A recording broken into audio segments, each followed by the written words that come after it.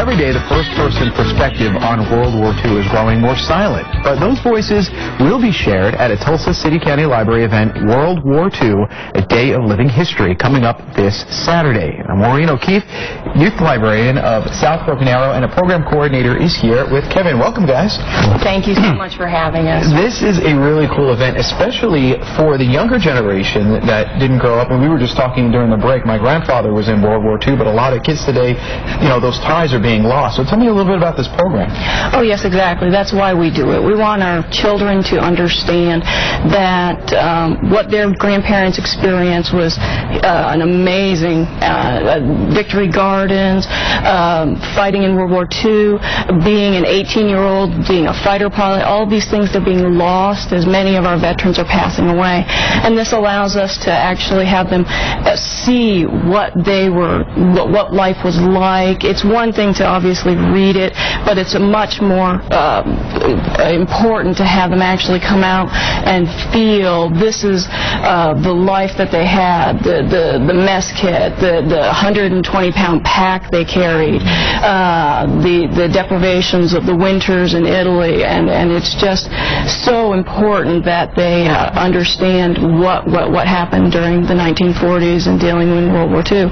So we're so happy when we can be able to talk about it. As you can see, many of our veterans are indeed passing away. Yeah. Kevin is one of the reenactors you'll see at the program, and he's brought some materials, a variety of different things, and he's actually wearing a military uniform for the 45th as a military police officer, and he's got a few things table that he's brought, including, is that the bayonet? This is a M1917 bayonet. Will be mounted on either a 1917 Eddystone rifle or the M97 trench broom shotgun. I have a bayonet for the M1 Garand, shelter half, which any typical soldier will be carrying into combat, the leggings that they would wrap around their boots. This is a chemical suit they wore in case of chemical warfare. The Germans they weren't sure if they were going to use those or not.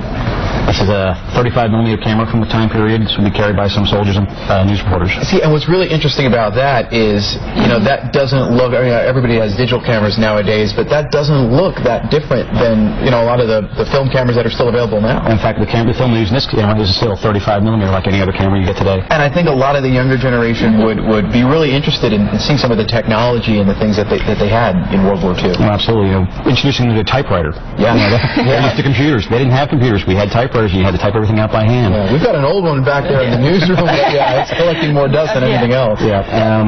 It's a shovel for digging a trench or a fighting hole. Some of the medals from the World War II that were reissued. This is a typical wintertime combat uniform here for the 45th. His cartridge belt, an Elton overcoat. He's wearing his wool shirt inside. This is for first lieutenant.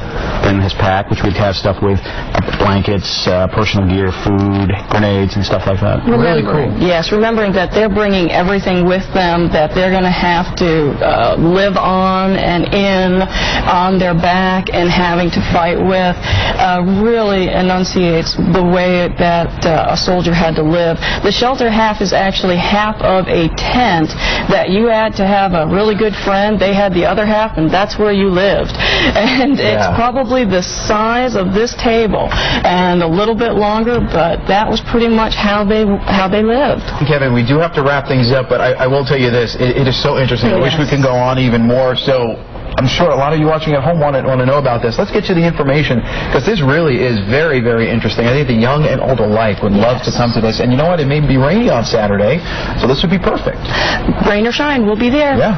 A day of living history at the library. Saturday, 10 a.m. to 4 p.m., and that's going to be at 5131 East 91st Street, the library there. You can call 918-549-7631 or visit them at tulsalibrary.org.